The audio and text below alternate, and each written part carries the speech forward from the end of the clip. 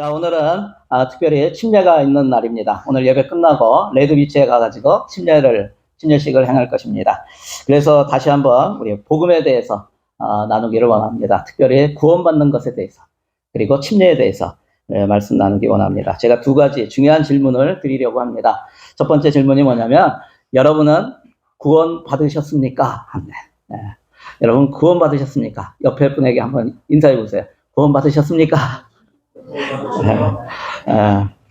굉장히 부담스럽습니까? 이런 질문에 대해서 교회에 다니는 사람들 가운데 의외로 많은 사람들이 이런 대답을 합니다. 구원 받으셨어요? 그럼요. 저는 모태신앙이거든요. 저는 어렸을 때부터 교회 다녔어요. 저 교회 다닌 지 얼마나 오래됐는데요. 저 교회에서 집사예요. 저 권사예요. 장로예요. 저 교회에서 성가대해요. 저 찬양팀이에요. 구역장이에요. 목자예요. 저 아침마다 새벽 기도해요. 저 성경 공부도 다 했거든요. 네, 어떤 분은 이렇게 얘기하는 분도 있어요. 저희 아빠가 목사거든요. 아니면 제 아내가 권사거든요. 제가 심지어 이런 사람까지 봤어요. 저랑 가장 친한 친구가 목사예요. 네. 또 어떤 분들이 이런 얘기도 합니다.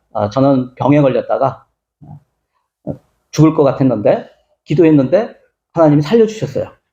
그래서 저 구원받았어요. 이렇게 얘기하는 분도 있어요. 여러분 교회에 오래 다녔고 믿음이 있다고 생각했던 사람들이 이렇게 대답하면은 제가 얼마나 안타까운지 몰라요. 여러분 이렇게 대답하는 것은 무슨 뜻이냐 하면은 한마디로 얘기하면 저는 구원을 어떻게 받는지 모릅니다 하는 거예요. 저는 하나님이 어떻게 우리를 구원하시는지 모릅니다. 다시 얘기하면 저는 복음이 뭔지 모릅니다 하는 거예요. 교회를 오래 다녔는데 복음이 뭔지 모르는 거예요. 요한복음 1장 13절에 보면 하나님의 자녀가 될 수 없는 방법이 나와요. 하나님의 자녀가 돼야지 우리가 천국에 가요. 하나님의 자녀가 됐다는 것은 구원받았다는 뜻이에요. 그런데 하나님의 자녀가 될 수 없는 방법이 1장 12절부터 13절 우리 같이 한번 읽겠습니다. 시작. 영접하는 자, 곧 그 이름을 믿는 자들에게는 하나님의 자녀가 되는 권세를 주셨으니 이는 혈통으로나 육정으로나 사람의 뜻으로 나지 아니하고 오직 하나님께로부터 난 자들이니라. 여기에 제가 빨간색으로 이렇게 했는데 잘 보이시나요? 하나님의 자녀가 될 수 없는 방법을 성경에서 세 가지 얘기해요. 첫 번째가 뭐냐면은 혈통이에요. 두 번째가 뭐예요? 육정. 그리고 세 번째가 사람의 뜻. 네. 여러분 혈통이 뭐예요? 혈통은 가족관계라고요. 피가 통했다고요. 아버지, 엄마, 아들, 딸, 이런 게 혈통이잖아요. 우리 할아버지 다. 여러분 우리가 모태신앙입니다라고 얘기하는데 모태신앙의 뜻이 뭔지 아세요? 모태신앙은 어머니가 믿었기 때문에 나는 구원받았습니다라는 뜻이 전혀 없어요. 모태신앙은 뭐냐면 엄마가 나를 임신했을 때 엄마는 믿는 신자였습니다. 이런 뜻이에요. 엄마가 믿었던 것이지 나와 나의 구원과는 전혀 관계가 없는 거예요. 여러분 또 육정이라는 거 이것은 뭐냐면 육정이라는 것은 노력으로 하는 거예요. 내가 열심히 노력해서 내가 열심히 하나님의 말씀을 지키려고 해서 율법을 지키려고 해서 그래서 열심히 안식을 지키려고 해서 매주 교회만 가. 예배는 한 번도 안 빠져. 이런 건 노력이에요. 여러분 이것으로 구원받는 게 아니라는 거예요. 내가 전도 많이 했습니다. 열심히 해가지고 또 사람들한테 어려운 사람들 많이 도왔습니다. 이거 가지고 구원받을 수 있는가? 구원받는 게 아니에요. 이것은 육정이에요. 우리 인간의 노력이에요. 세 번째는 사람의 뜻이라고 합니다. 사람이 시켜주는 거예요. 마치 뭐예요? 오늘 침례식 하는데 저 침례 받았거든요. 저 세례 받았거든요. 여러분 믿음이 없이 침례 받고 세례 받았다는 것 자체로 구원받았다? 아닙니다. 아니에요. 저 영세 받았거든요. 아니에요. 여러분 구원은 그렇게 너 침례 받았으니까 너 세례 받았으니까 영세 받았으니까 구원받는다? 사람이 그렇게 시켜주는 게 아니에요. 16세기에 교회가 타락했어요. 어떻게 타락했냐면 면죄부라는 것을 팔았어요. 면죄부가 뭐냐면 네가 돈을 내면 네 죄를 사해주겠다 하는 거예요. 누가? 사람이. 죄사함은 사람이 해주는 게 아니에요. 그래서 교회에서 베드로 성당을 짓는데 로마에 가면 베드로 성당 있잖아요. 그거 짓는데 돈이 많이 드니까 면죄부를 판 거예요. 그래서 그거 사면은 너의 죄 사해줬다. 야 근데 너 돌아가신 어머니 있잖아. 어머니 죄도 사해야지. 밭 팔어. 그 밭을 팔고 또 줘. 그러면 어머니 죄 사해줬다. 이런 거예요. 여러분, 이렇게, 이거는 사람의 뜻으로 하는 거예요. 여러분, 이것은, 구원받을 수 있는, 하나님의 자녀가 될 수 있는 방법이 아니에요. 그래서 종교개혁이 일어난 거예요. 하나님이 인간을 구원하시는 방법이 에베소서 2장에 나와요. 2장 8절 9절 같이 읽겠습니다. 너희는 그 은혜에 의하여 믿음으로 말미암아 구원을 받았으니 이것이 너희에게서 난 것이 아니요 하나님의 선물이라. 행위에서 난 것이 아니니 이는 누구든지 자랑하지 못하게 함이라. 여기 보면 뭐라고요? 하나님의 선물이래요. 무엇이? 구원이. 여러분이 구원받을 수 있는 것은 하나님의 선물이에요. 선물의 특징이 뭔지 아세요? 선물은 공짜로 받는 거예요, 공짜로. 선물 받았는데 돈을 내면 안 돼요. 그거는 사는 거지, 선물을. 이따가 선물 줄 건데. 선물 줬는데 갑자기, 목사님 이거 얼마짜리예요? 하면서 저한테 돈을 주면 제가, 야, 우리 준이가 아주 예의가 밝구나. 좋아할 것 같아요? 아니에요. 예의놈. 목사님 선물 줬는데 무슨 돈 줘. 아니에요. 선물은 공짜로 받는 거예요. 무엇을 공짜로 주셨다고요? 구원받는 거를 공짜로 주셨다고요. 여러분, 열심히 일했는데, 열심히 일하고 돈을 받았어요. 이거는 선물이에요? 아니에요. 그건 대가예요. 사장님이, 나 열심히 한 주 동안 일했는데, 이런 돈을 주면서, 주급 주잖아요. 주급 주면서, 야, 이거 선물이야. 이러면은, 따져야 돼요. 사장님이, 무슨 선물이에요? 이게 제가 열심히 일해서 받는 대가지. 근데 요즘은 어떤 사람들은 선물입니다 하면서요, 저를 좀 잘 부탁해요 하면서 과일방울 밑에다가 뭘 집어넣어. 그러면서 선물입니다 하죠, 줘요. 이거 선물이에요? 뭐예요? 뇌물이에요, 뇌물. 근데 구원은 대가로 받는 것도 아니고, 뇌물로 받는 것도 아니고, 그거는 뭐라고요? 하나님이 그냥 선물로 주시는 거예요. 여기 보면 은혜에 의하여라고 돼 있어요. 은혜라는 말이 무슨 뜻이냐면, 값없이 받는 사랑이에요. 여러분, 값없이 받는 사랑 받아봤어요? 우리 인간관계에서 이게 지금 하나님이 은혜로 값없이, 우리가 자격이 있어서 받는 게 아니라고요. 그냥 값없이 거저주는 사랑. 그게 은혜예요. 구원을 그렇게 주셨다고. 사람 가운데서 그래도 은혜라는 말을 쓰는 게 보통 어디에 쓰냐면 부모님의 은혜 이렇게 써요. 어머니의 은혜 이렇게 써요. 근데 나머지는 아닌 것 같아. 부부관계에도요, 따져. 그래서 은혜라는 말을 안 써. 여러분, 남편의 은혜 들어봤어요? 거의 안 써요. 뭘 쓴다고? 어떻게? 구원을 은혜로 주셨다고. 그냥 거저 주셨다고. 너희에게서 난 것이 아니래요. 우리 자신에게서 온 것이 아니라는 거예요. 다른 말로 하면 너희에서 난 것이, 너희의 말이나 행동이나 인격이 구원을 받을 만큼 그렇게 돼서 하나님께서 주셨다. 그러면 우리에게서 난 거지. 근데 그게 아니라. 우리에게서 난 것이 아니라 하나님의 선물이라고. 인간이 아무리 인격이 나아진다고 해도 하나님의 거룩함에 이를 수 없다고요. 그 정도로 변화될 것 같아요? 안 돼요. 그래서 하나님의 선물이라 행위에서 난 것이 아니다라고 해요. 여기에서 바울이 얘기할 때 행위라는 게 뭔지 아세요? 하나님의 법대로 살았다라는 거예요. 하나님의 말씀대로 살았다. 율법대로, 성경대로 살았다. 우리는 최소한 구원받으려면 이렇게 살아야 될 것 같아요. 성경대로 살아야 될 것 같아. 여러분, 오해하지 마세요. 성경대로 살지 말라는 말이 아니에요. 성경대로 살아야죠. 그런데 구원받는 조건이 우리가 성경대로 살았기 때문에 구원받는다? 아니라고요.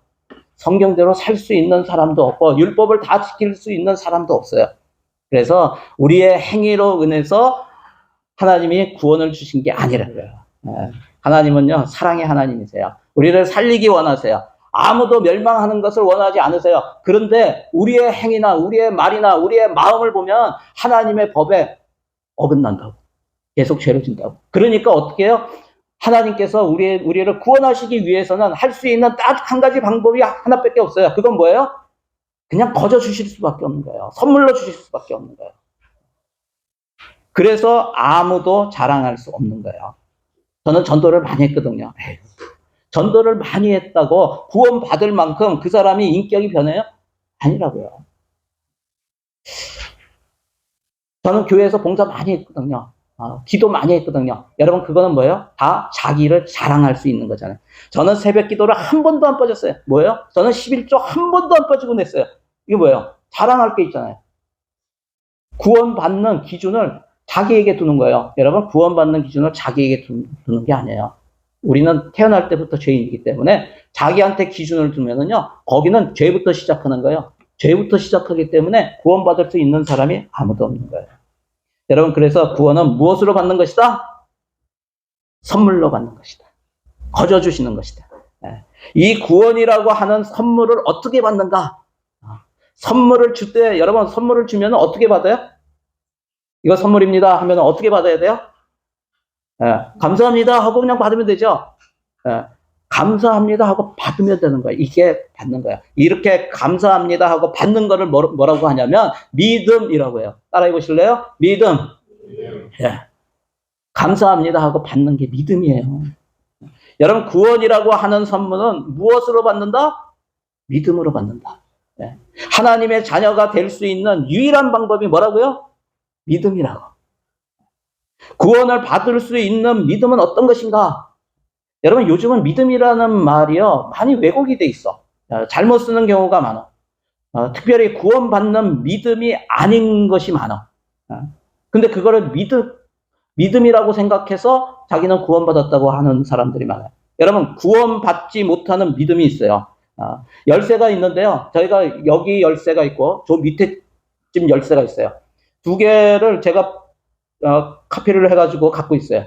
있는데 두 개가 거의 똑같아. 눈으로 이렇게 보면. 그래가지고 제가 커팅할 때 어떻게 했냐면 색깔을 다르게 했어. 안 그러면 몰라요. 비슷하게 생겼지만 여기 있는 거 가지고 집어넣어가지고 저기 저 아래 건물 열면은 열릴까요? 안 열릴까요? 안 열려요. 비슷하지만 안 돼요. 여러분, 믿음도 비슷한 믿음으로 하면 안 돼요. 구원받을 수 있는 믿음이 있는데 그 믿음으로 들어가야지 구원을 받는 거예요. 그런데 비슷한 믿음으로 이렇게 들어가면 안 된다. 여러분, 구원받는 믿음이 아닌 것부터 제가 설명을 할게요. 구원받는 믿음은 딱 한 가지예요. 그런데 구원받지 못하는 믿음이 있어요. 첫 번째는 뭐냐면 지식적인 믿음이에요. 두 번째는 현세적인 믿음이에요.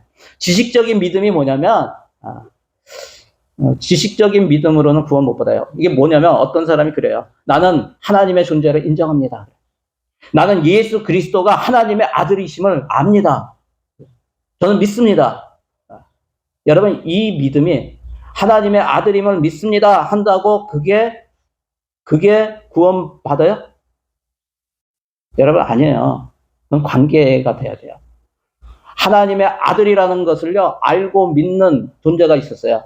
마귀예요, 마귀. 예수님이 오셨을 때 마귀 들린 자를 딱 가까이 가니까 마귀가 뭐라 그래요? 나는 당신이 누구인 줄 압니다. 거룩하신 하나님의 아들입니다. 알아요. 그것도 믿고 알아요. 그런데 그 예수님을 자신의 하나님으로, 자신의 구주로, 자신의 주인으로는 믿지 않아요. 여러분, 이거는 지식적인 믿음이에요. 신의 존재를 인정하고, 많은 사람이 신의 존재 인정해요. 알라도 인정하고 다 인정해요. 하나님의 아들이라는 것도 알아요. 하지만 그렇다고 구원받는 것이 아니에요.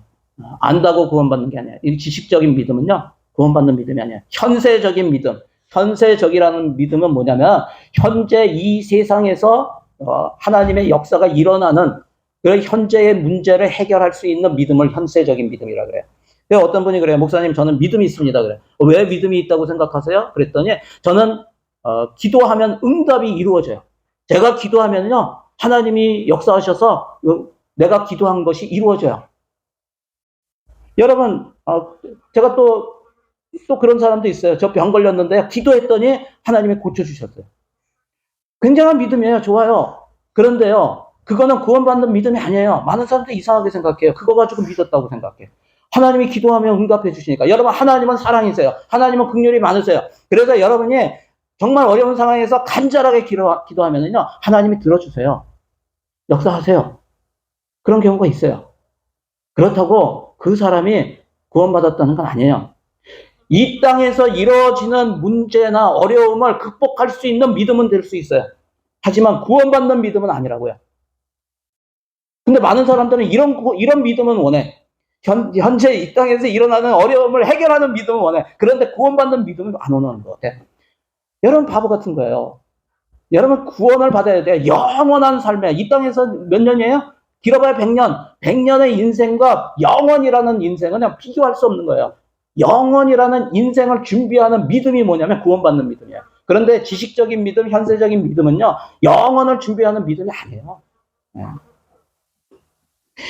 여러분, 그러면 영생의 문제를 해결하는 믿음은 무엇인가? 간단해요. 오직 예수 그리스도만을 신뢰하는 거예요. 구원의 문제에 있어서 우리는 둘 중 하나를 신뢰하게 돼 있어요. 하나가 뭐냐면 또 하나는 예수 그리스도. 여러분, 많은 분들이 기독교와 다른 종교의 차이점을 잘 몰라요. 다른 종교는요, 표현은 다르지만 자신을 신뢰하는 거예요. 자신을 신뢰하기 때문에 내가 열심히 고행하면, 내가 어렵게 하면 신이 불쌍히 여겨서 구원해 주겠지. 고행. 그래서 내가 얼마나 어려운 일들을 많이 했는가, 고행을 했는가, 또 내가 얼마나 선행을 했는가. 그러면 구원의 기준이 어디에 있어요? 나한테 있습니다. 내가 얼마나 고행했는가, 내가 얼마나 선행을 했는가, 내가 얼마나 열심히 어려운 사람들을 도왔는가, 이거 나 자신에게 있다고. 여러분, 기독교는 그게 아니에요. 다른 종교는 그럴지 몰라도요, 기독교는 구원의 기준이 어디에 있냐면 하나님께 있어요. 예수 그리스도께 있어요. 예수 그리스도를 신뢰하고 예수 그리스도가 한 일을 믿는 거예요. 내가 한 일을 믿는 게 아니에요. 기독교는 예수 그리스도가 한 일을 믿는 거예요. 여러분, 그래야 우리가 아무리 노력해서 고행을 하고 선한 일을 해도, 너희가 노력해도 조금은 변할 수 있지만 하나님의 그 의에, 거룩에 이를 수 있을 정도로 변할 수는 없다는 거예요. 왜요? 우리는 태어날 때부터 죄인이기 때문에 안 된다는 거예요. 우리가 왜 예수를 믿어야 하는가? 세상 살면서 생각으로, 말로, 행동으로 죄를 지은 우리들은 천벌을 받아야 마땅한데, 예수님께서 오셔서 우리가 받을 천벌을 대신 받으신 거예요. 누가요? 예수님이. 성경에 보면 예수님께서 오셔서 우리 대신 벌을 받으신 것은 그냥 갑자기 일어난 일이다라고 하지 않아요. 이미 오래전에 예언되어 있는 일이에요. 그 예언에 따라 하나님께서 이미 말씀해 주셨어. 그 말씀에 따라서 예수님이 때가 되니까 오셔서 그 일을 하신 거예요. 제가 구약에 있는 말씀을 읽어드릴 건데, 여러분 한번 눈을 감아보세요. 그리고 한번 들어보세요. 그리고 여기에서 이야기하는 그가 누구인지를 한번 생각해 보세요.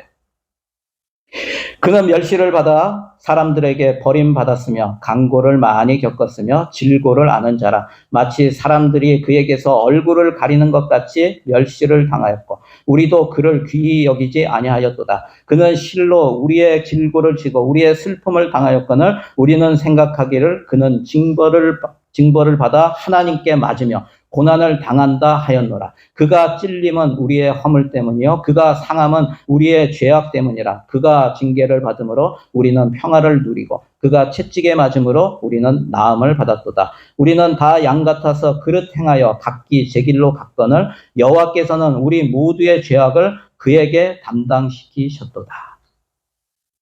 여러분 한번 눈을 떠보세요. 그가 누구예요? 예수님이죠. 여러분, 그런데 제가 읽어드린 이 말씀은요, 예수님 오시기 700년 전에 기록된 말씀이에요.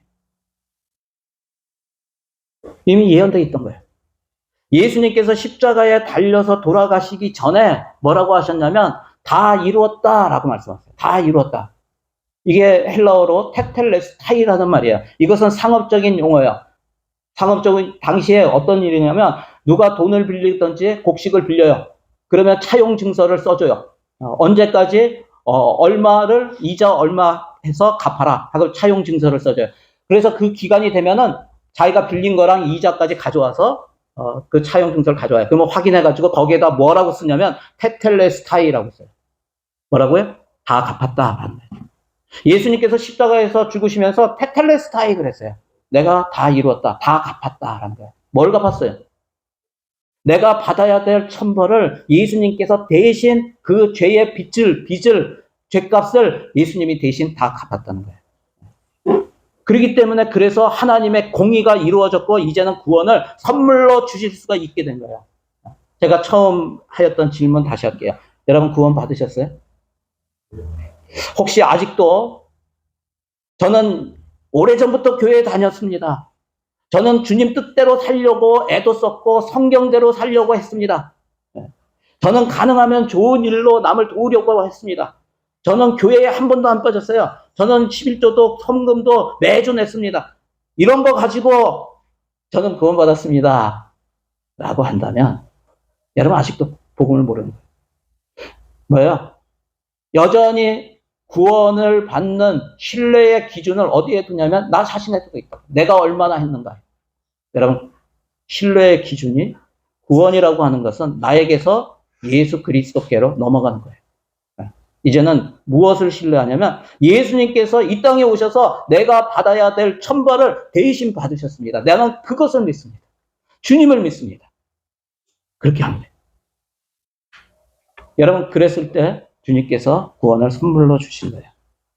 어떤 분은 그래요. 저는 천국에 못 갈 것 같아요. 저는 구원 못 받았어요. 왜요? 저는요 성경도 잘 모르고요. 저는 기도도 별로 한 적이 없고요. 저는 교회도 자주 빠지고요. 저는 교회 봉사도 못했고요. 저는 뭐 술도 담배도 아직 끊지 못했고요. 뭐 이런 얘기를 해요. 여러분 가만히 들어보세요. 누구를 신뢰하고 있는 거예요? 저는 내 행동이, 내 말이, 내 마음이 아직까지 신뢰가 자기한테 있는 거예요. 내가 성경 읽고, 내가 기도하고, 내가 교회 봉사하고, 내가 착한 일 많이 하고, 그러면 천국 갈 수 있다는 믿음을 갖고 있는 거예요. 잘못된 믿음이에요. 잘못된 복음이에요. 구원받는 믿음은 신뢰의 대상을 나 자신에게서부터 누구에게로? 예수님께로 옮기는 것이에요. 그분이 이 땅에 오셔서 거룩한 삶을 사셨고 그분이 나를 대신해서 죄값을 치르셨음을 믿는 것이에요. 구원받는 믿음은 내가 한 일이 아니라 예수님이 하신 일을 받아들이는 거예요. 신뢰의 대상을 예수님께로 옮기는 거예요. 선물은 어떻게 받아요? 그냥 감사함으로 받으면 되는 거예요. 선물을 준비하고 선물을 위해서 저도요 스포일인데 이 선물이 있는데 이거 제가 아끼는 거예요. 제 책상 위에 앞에 이렇게 늘 있는 거예요. 기도선이에요. 기도선.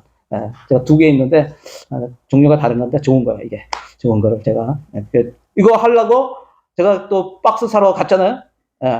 노력을 다 했어요. 내가 해서 주는 거예요. 받는 사람이 내가 얼마나 열심히 가가지고 이거를 받을까 뭐 이거 하는 거 아니에요. 그냥 받기만 하면 돼. 근데 누가 열심히 했어? 주는 사람이 열심히 한다. 누가 구원을 주셨어요?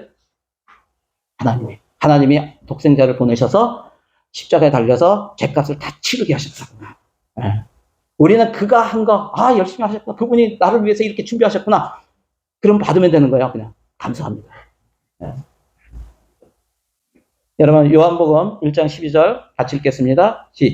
시작. 영접하는 자, 곧 그 이름을 믿는 자들에게는 하나님의 자녀가 되는 권세를 주셨으니. 무엇이 구원받는 믿음인가? 여기 보니까 그 이름을 믿는 자들, 믿는 게, 근데 그 믿음이 뭐라고요? 영접하는 거라고. 영접하는 게 뭐예요? 하나님의 자녀가 되는 믿음, 즉 구원이라는 선물을 받는 믿음. 이게 뭐예요? 영접이라고요. 받아들이는 거예요. 맞아들이는 거예요. 들어오세요. 영접이 뭐예요? 똑똑 두드리면 누구세요? 예, 손목사예요. 목사님이세요? 들어오세요. 문을 열잖아요. 이게 영접이라고요. 맞아들이는 거예요. 여러분 구원 받으셨어요? 다시 말하면 예수님을 맞아들이셨어요? 예수님을 자신의 구세주로 하나님으로 자기 인생의 주인으로 영접하셨어요? 그걸 물어보는 거예요. 여러분 한번 잠시 모두 눈을 감아보세요. 혹시 여러분 가운데 나는 구원이라고 하는 선물을 받기 원합니다. 나를 위해 십자가에 달려 죽으시고 다시 사신 예수님을 나의 구세주로, 나의 하나님으로, 내 인생의 주인으로 믿고 영접하기 원합니다. 라고 하시는 분은 손을 들어주세요. 손 들어주세요. 내리세요. 제가 예수님을 구세주로 믿고 받아들이는 구원받는 영접 기도를 할 거예요. 여기 손을 드셨던 분만이 아니라 또 안 드신 분도 혹시 믿음의 고백으로 또 이미 영접하신 분도 믿음의 고백으로 함께 따라해 주시면 좋을 것 같아요. 여러분 큰 소리로 따라해 주세요. 예수님 감사합니다. 죄인인 나를 위해 이 땅에 오셔서 십자가에서 나의 모든 죄값을 다 갚으셨음을 믿습니다. 이 시간 내가 받을 천벌을 대신 다 받으신 예수님을 나의 구세주로, 나의 하나님으로, 내 삶의 주인으로 믿고 영접합니다. 그동안 예수님을 믿었지만 구원의 확신이 없었음을 회개합니다. 이제 이후로는 예수님을 믿는 믿음으로 구원을 받은 하나님의 자녀임을 확신하며 살기를 원합니다. 주님 내 안에 들어오셔서 나를 하나님이 원하시는 믿음의 사람으로 만들어 주옵소서. 내 모든 삶이 하나님이 기뻐하시는 삶이 되도록 인도하여 주시옵소서. 예수님의 이름으로 기도드립니다. 아멘. 아멘. 우리 하나님께 영광의 박수 올려드립니다. 할렐루야. 할렐루야. 제가 두 번째 질문할게요. 여러분 침례 받으셨나요? 아니 목사님 구원 받았으면 됐지 뭐 또 침례를 받아야 됩니까? 침례가 구원의 필수 조건도 아니라면서요. 여러분 구원은 침례의 필수 조건입니까? 아닙니까? 침례를 받아야지 구원받는 겁니까? 저는 그렇게 가르쳐요. 구원은 침례는 구원의 필수 조건이 아니다라고 가르쳐요. 왜 그러냐면 침례 안 받고 구원받은 사람이 있기 때문에 그래요. 예수님 우편에 달렸던 강도는 침례 안 받고 주여 나를 기억하소서 그랬더니 예수님이 뭐라고 해요? 네가 오늘 나와 함께 낙원에 있으리라. 구원을 확실하게 받은 사람이에요. 근데 침례 안 받았어요. 그래서 그런 거 있어요. 그런데 오늘 본문 마가복음 16장 같이 읽어볼까요? 자, 시작. 믿고 침례를 받는 사람은 구원을 얻을 것이요 믿지 않는 사람은 정죄를 받으리라. 여기 보면 믿고 침례를 받는 사람은 구원을 얻을 것이요. 이렇게 했으면 그 뒤에 뭐가 나와야 돼요? 믿지 않고 침례를 받지 않는 사람은 이렇게 하면 되잖아. 그죠? 그러면 딱 구조가 맞아. 근데 여기는 뭐라 그래요? 믿지 않는 사람은 이렇게. 믿지 않으면 당연히 침례를 받는 것이 아닙니다. 믿으면 당연히 침례를 받는 것입니다. 믿음과 침례는요, 한 세트예요. 믿음이 없이 침례를 받는 경우는 성경에 나오지 않습니다. 믿지 않는데 침례를 받았다. 안 나와요, 성경에. 여러분, 남이 받는다고 그냥 받는 것이 아니에요. 예전에 어떤 한 집사님이 저한테 와서 침례 신청을 했어요. 집사님인데, 아니, 침례 받으신 거 아니에요? 받았대요, 군대에서. 근데 전혀 믿음이 없이 초코파이 준다고, 과자 준다고, 맛있는 거 준다고 해가지고 쫓아갔다가 그 옆에 있는 사람들 받으니까 그냥 받았대요. 근데 나중에 교회 다니면서 집사 됐는데 복음을 듣고 이렇게 믿는 게 아니구나 알고 자기가 이제 믿었다는 거예요. 이제는 구원의 확신이 있다는 거예요. 그래서 침례받기 원한다고요. 그래서 침례 줬어요. 예전에 우리 교회 권사님 계셨어요. 오랫동안 권사님이셨는데 제가 이렇게 교제하면서 물어봤더니 침례를 받은 적이 없어요. 근데 권사까지 됐어요. 그 복음을 받아들이고요. 그리고 고민을 오래 하셨어요. 그리고 제가 고민했을 때 그분이 70이 넘으셨는데 침례를 받으셨어요. 여러분 우리의 구원 문제, 나의 구원 문제, 이 땅에서 살면서 가장 중요한 게 뭐예요? 내가 구원받느냐, 구원받지 못하냐 한 것. 구원 문제는요 까다로워야 해요. 여러분 자신에 대해서 까다롭게 하세요. 내가 가끔 그런 얘기해요. 좋은 의사가 뭐냐? 내가 배가 아파서 병원에 갔는데 그냥 이렇게 만져보고 이건 배탈이에요. 그냥 파나돌 먹으면 돼요. 이 나라는 파나돌이 만병통치약이야. 그냥 파나돌만 주면 돼. 파나돌 이거 한 두 알 먹고 쉬어보세요. 그럼 나요. 이렇게 하는 의사가 정말 좋은 의사예요? 아니에요. 여러분 계속 물어보고 진단해보고 청진기로 갖다 대고 좀 이상하다 하면은 또 엑스레이도 찍고 그죠? 피검사도 해보고 이렇게 해서 나중에 결과를 이렇게 해서 이거 이런 병이에요. 아니면 이건 그래도 괜찮은 거네요. 이렇게 해주는 의사가 좋은 의사예요. 그냥 이렇게 보고 그냥 파나돌 먹어 이러면 안 돼요. 그런데 많은 사람들이 자신의 구원 문제를 그렇게 생각해. 그러면 안 돼요. 내가 정말 구원 받았는가 철저하게 봐야 돼. 나는 어떤 믿음으로 믿고 있는가? 나는 믿고 구원을 받았는가? 믿고 침례를 받았는가? 그 생각을 해봐야 돼요. 여러분, 믿는다는 것은 예수님을 주인으로 영접하는 거예요. 주인이 바뀌었다는 뜻이에요. 이제는 내가 주인에서 예수님이 주인이 됐다는 거예요. 주인이 바뀌었다는 건 뭐예요? 이제는 내 생각이나 내 기준에 따라 사는 것이 아니라 예수님의 생각, 예수님의 말씀에 따라 순종하며 사는 거죠. 그게 주인이 바뀐 사람이죠. 그래서 제가 침례를 얘기할 때, 침례의 정의를 얘기할 때, 첫 번째가 뭐였어요? 까먹었나? 다 외웠던데. 침례의 첫 번째 정의가 뭐냐면, 그것은 순종의 행위예요, 순종. 침례는요, 주인인 예수님의 말씀에 순종하는 거예요. 마태복음 28장 19절, 침례를 누가 받으라고 했는가?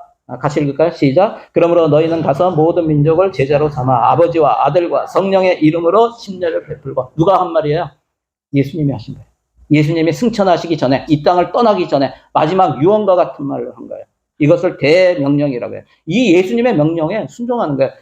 가서 제자로 삼았다는 것은 예수를 믿게 했으면은 그 다음에 뭐 하라고요? 예수를 믿고 나면 침례를 베풀라고. 다시 얘기하면 예수 믿었으면 침례 받으라고요. 이거예요. 여러분, 사도들이 복음을 전하고 전하는 그 과정이 사도행전에 쫙 나와요. 거기에 어떤 일이 벌어졌는가? 복음을 전하고 예수를 믿은 사람들이 무엇을 했는가? 여러분 보세요. 제가 퀴즈 낼까요? 오늘 사도행전에 있는 말씀을 쭉 할 건데 누가 했고 누가 받았는가? 한번 맞춰보세요. 사도행전 2장에 보면 2장 38절에 베드로가 이르되 너희가 회개하여 각각 예수 그리스도의 이름으로 침례를 받고 죄사함을 받으라. 그리하면 성령의 선물을 받으리니 이랬어요. 지금 베드로가 여기 있는 너희가 회개하여 각각 예수 그리스도의 이름으로 침례를 받으라. 죄사함을 받는다 그랬어요. 침례는 믿음과 한 세트라 그랬어요. 그러자 어떤 일이 일어났는가? 사도행전 2장 41절 그 말을 받은 사람들은 침례를 받으며 이날에 신도의 수가 3,000이나 더하더라. 누가 침례를 줬어요? 베드로를 비롯한 사도들이 줬겠죠. 그리고 누가 받았어요? 여기에 받은 사람이 3,000이나 3,000명. 누가? 오순절에 왔던 디아스포라 유대인들, 이런 사람들이 받은 것이죠. 여러분, 그리고 또 8장 12절에 같이 읽을까요? 시작. 빌립이 하나님 나라와 및 예수 그리스도의 이름에 관하여 전도함을 그들이 믿고 남녀가 다 침례를 받으니. 지금 누가 침례를 줬어요? 복음을 전하고 침례를 베푼 사람은 빌립이에요. 누가 받았어요? 누가 받고 침례를 받았어요? 이건 모르죠. 이건 빌립이 사마리아 성에 가서 사마리아 사람들한테 전한 거예요. 그래서 사마리아 사람들이 믿고 침례를 받은 거예요. 그리고 나서 8장 36절에 길 가다가 물이 있는 곳에 이르러 그 내시가 말하되 보라 물이 있으니 내가 침례를 받음에 무슨 거리낌이 있느냐 하면서 내려가서 침례를 받아요. 누가 침례를 줬어요? 빌립. 아까 나왔잖아, 빌립. 이 사람이 성령이 이끌어서 광야로 갔는데 에디오피아 내시를 만났어요. 이사야서를 읽고 있는데 복음을, 예수를 설명했더니 그가 믿었어요. 그러면서 내시가 뭐라고 했냐면 저기 물 있어. 내려가서 침례 받아도 되냐? 그랬더니 당연히 되지. 해가지고 내려가서 침례를 받았어요. 자, 9장 18절. 즉시 사울의 눈에서 비늘 같은 것이 벗어져 다시 보게 된지라 일어나 침례를 받고. 누가 침례를 줬어요? 침례를 누가 받았어요? 이건 누구예요? 사울이 누구예요? 바울이에요. 바울이 다메섹 도상에서 예수를 만났어요. 누구십니까? 네가 핍박하는 예수라. 그래서 눈이 멀었어요. 그래서 다소에 갔다가 거기에서 뭐예요? 누가 와요? 아나니아라는 사람이 하나님 보내세요. 아나니아가 가가지고 기도를 했더니 눈이 떠져졌어요. 그리고 예수를 믿고 아나니아가 침례를 줘요. 그래서 바울도 침례를 받았어요. 10장 47절. 자, 같이 읽겠습니다. 시작. 이에 베드로가 이르되 이 사람들이 우리와 같이 성령을 받았으니 누가 능히 물로 침례 베품을 금하리요 하고. 지금 누가 줬어요? 베드로가. 누가 받았어요? 누구일까요? 최초의 이방인 고넬료와 그 가족이에요. 침례를 받았어요. 또 사도행전 16장 15절 그와 그 집이 다 침례를 받고. 누굴까요? 이거 굉장히 어렵네요. 그죠? 누가 줬을까요? 사도행전에 나온 뒷부분에 나온 모든 것은 누구와 관계가 돼요? 사도 바울. 바울. 이것은 빌립보에 가서 가장 먼저 믿은 사람 누구예요? 자주장사 리디아죠. 루디아와 그 집이 다 침례를 받아요. 예수 믿고. 그리고 16장 33절 그 밤 그 시각에 간수가 그들을 데려다가 그 맞은 자리를 씻어주고 자기와 그 온 가족이 다 침례를 받은 후. 이것도 빌립보에서 감옥을 지켰던 간수. 도망간 줄 알았는데 바울과 실라가 거기 있어요. 그러면서 뭐라 그래요? 주 예수를 믿으라. 그리하면 너와 내 집이 구원을 받으리라. 그래서 간수가 다 믿고 그 가족이 다 침례를 받았습니다. 여러분 성경에는 예수 믿고 구원받은 자들이 바로 했던 행동이 기록되어 있어요. 그게 뭐냐면 침례예요. 또 예전에 어떤 분이 침례 안 받겠다고 하시면서 이런 말을 했어요. 침례는 사람이 주는 것인데 꼭 받아야 됩니까? 침례 사람이 주죠. 여러분 그런데 예수님께서 자신을 시험하는 대제사장들과 서기관들에게 또 장로들에게 이런 질문을 하세요. 요한의 침례가 하늘로부터냐 사람으로부터냐? 무슨 뜻이에요? 요한은 선지자예요. 하나님이 보내신 선지자이고 그가 베푸는 회개의 침례는 하나님이 허락하신 것이고 하나님이 주시는 거예요. 하늘로부터 일어난 거예요. 이것을 이겨요. 그래서 예수님은 침례 요한이 베푸는 회개의 침례 그것이 하나님께로부터 왔다고 인정하셨어요. 그리고 예수님 자신도 침례를 받았어요. 예수님은 죄가 없으세요. 회개의 침례를 받을 필요가 없어요. 그랬는데 예수님도 침례를 받으셨어요. 자, 우리 마태복음 3장 16절 17절 같이 읽겠습니다. 시작. 예수께서 침례를 받으시고 곧 물에서 올라오실새 하늘이 열리고 하나님의 성령이 비둘기같이 내려 자기 위에 임하심을 보시더니 하늘로부터 소리가 있어 말씀하시되 이는 내 사랑하는 아들이요 내 기뻐하는 자라 하시니라. 아멘. 예수님께서 침례를 받으시고 물에서 올라오실 때 어떤 일이 일어났다고요? 성령이 비둘기같이 임했어요. 그리고 하나님의 음성이 들렸어요. 이는 내 사랑하는 아들이요 내 기뻐하는 자라. 무슨 뜻이에요? 의를 이루는 것이 마땅하다 하면서 침례를 받은 예수님의 행위를 하나님이 기뻐하셨다는 거예요. 여러분 침례의 의미에 있어서 또 중요한 것이 뭐냐면 연합이에요. 누구와의 연합? 예수 그리스도와의 연합이에요. 로마서 마지막입니다. 같이 읽겠습니다. 시작. 그러므로 우리가 그의 죽으심과 합하여 침례를 받음으로 그와 함께 장사되었나니 이는 아버지의 영광으로 말미암아 그리스도를 죽은 자 가운데서 살리신과 같이 우리로 또한 새 생명 가운데서 행하게 하려 함이라. 만일 우리가 그의 죽으심과 같은 모양으로 연합한 자가 되었으면 또한 그의 부활과 같은 모양으로 연합한 자도 되리라. 아멘. 예수 그리스도가 물에 들어가는 것은 죽는 거예요. 죽음이에요. 예수님이 십자가에서 죽으신 것과 똑같이 거기에 연합해서 나는 죽었습니다. 나의 옛 자아는 죽었습니다. 그리고 물에서 올라오는 것은 예수님이 사흘 만에 부활하신 것과 연합해서 나의 이제는 옛 사람은 죽고 옛 자아는 죽고 새 사람으로 나는 삽니다. 예수님의 부활에 연합하는 거예요. 여러분 예수님과 연합한 사람이에요? 연합하세요. 그러면 나는 죽고 내 안에 누가 사십니다? 예수님이 사십니다. 우리 올해 표 아니에요. Christ lives in me. Christ lives in me. 그리스도께서 내 안에 사십니다. 저는 이곳에 있는 모든 분들이 예수를 믿고 침례를 받아 그리스도와 연합하여 나는 죽고 내 안에 그리스도께서 사시는 복된 인생이 다 되시길 주의 이름으로 간절히 축원합니다. 여러분 적용해 보세요. 구원 받았습니까? 라는 질문에 뭐라고 답을 하셨습니까? 또 왜 그렇게 생각하십니까? 다시 한번 왜 구원 받았는가? 한번 생각해 보시기 바랍니다. 구원받은 하나님의 자녀로 주인인 예수님 말씀에 순종하지 못하고 있는 것은 무엇입니까? 마지막 세 번째는 나는 예수 그리스도의 죽으심과 부활에 연합한 자로 살아가고 있습니까? 예수님과 상관없이 내 마음대로 행하고 있는 것이 있습니까? 한번 돌아보시기 바랍니다. 우리 함께 기도하기 원합니다.